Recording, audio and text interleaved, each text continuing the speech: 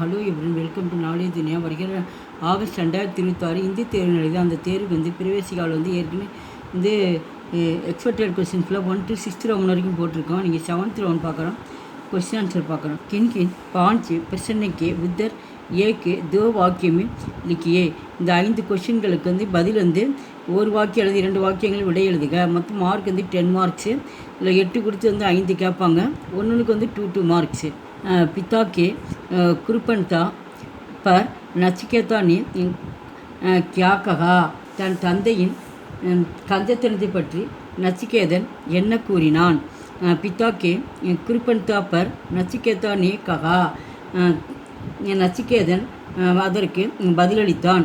पिताजी यज की समाप्ति पर अपनी प्रिय चीज को दान में தேத்தே ஹை. ஒரு யாகத்தின் யஜ்னா யாகம் நடத்த ஒரு யாகத்தின் முடிவில் ஒருவர் தனக்கு மிகவும் பிரியமான பிரியமான ஒரு பொருளை உடைமைகளை தானமாக தருவர். நிர்பல் और प्रियजन हित गायों का दान देने से आपकी प्रिय नहीं மிலேகா. பலவீனமான நிர்பல் அப்படின்னா பலவீனமான மற்றும் பயனற்ற பசுக்களை தானம் செய்வதால் உங்களுக்கு எந்த ஒரு புண்ணியமும் கிடைக்காது என்று கூறினான். யமராஜ் से नचिकेता के तीन वर क्या क्या थे. யமராஜனிடம் நச்சிகேதன் வைத்த 3 கோரிக்கைகள் என்ன. யமராஜ் से नचिकेता के 3 वर थे. யமராஜ் நச்சிகேதனிடம் 3 கோரிக்கைகள் கூறினான். அவை अपने पिताजी का क्रोध शांत करने के लिए प्रार्थना.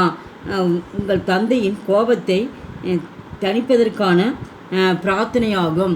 செகண்ட் ஒன் अपने पिताजी को स्वर्ग पासी प्रदान करने की विनती. உங்கள் தந்தைக்கு சொர்க்கத்தை எவ்வாறு வழங்குவது.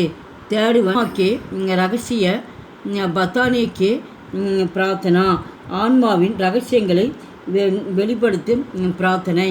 தேர்ட் ஒன் ஆத்மி அச்சாயி கா குலாம் கப் பன் ஜாத்தே ஹை.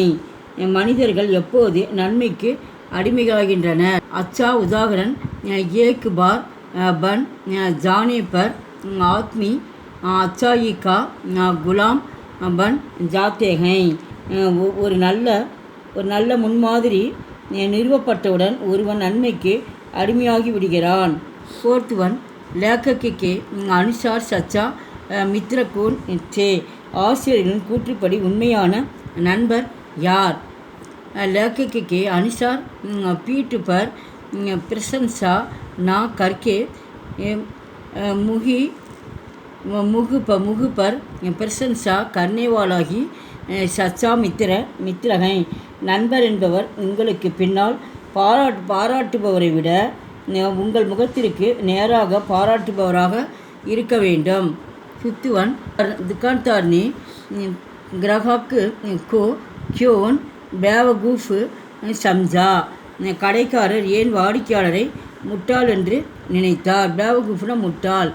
बेचारे भले आदमी परसाई जी बिना हिसाब देके बिल चुका देता थे. इसलिए दुकानदार ने ग्राहक परसाई जी को बेवकूफ समझाई. கணக்கை சரி பார்க்காமலேயே கட்டணத்தை அவர் செலுத்திவிட்டார். सिक्स्थ वन पुराने ज़माने में से स्त्रियों की பாஷா कहते थे. பண்டைய காலத்தில் பெண்களின் மொழி எவ்வாறு அழைக்கப்பட்டது.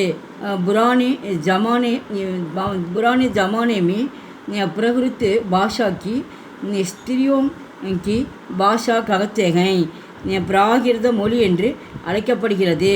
பிராகிருத் அப்படின்னா பிராகிருத்தி பாஷா அப்படின்னா பண்டைய காலத்தில் மொழி பிராகிருத் மொழி என்று அழைக்கப்பட்டது.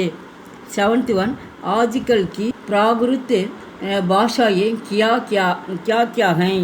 இன்றைய பிராகிருத மொழிகள் என்னென்னவாக இருக்கின்றன? ஆஜ்கல் கி பிராகிருத பாஷாக இன்றைய மொழிகளாவது ஹிந்தி और बंगाल आदि हैं. हिंदी மற்றும் பெங்காலி மொழியாகும். 8th one स्वच्छता अभियान में कौन से मंत्रालय लगे हैं? தூய்மை பிரச்சாரத்தில் எந்தெந்த அமைச்சகங்கள் ஈடுபட்டன?